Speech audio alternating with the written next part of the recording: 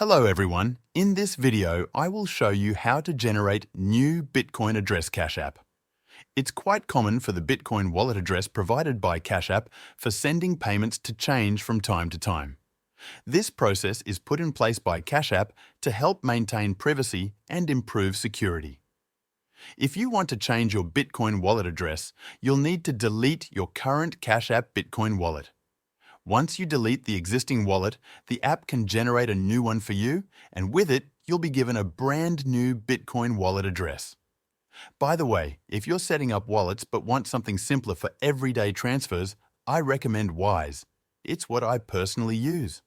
Wise lets you send and receive money worldwide at a fraction of the cost of banks or other apps, and you get a free debit card.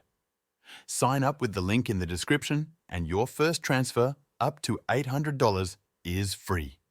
It's quick, safe, and free to create your account.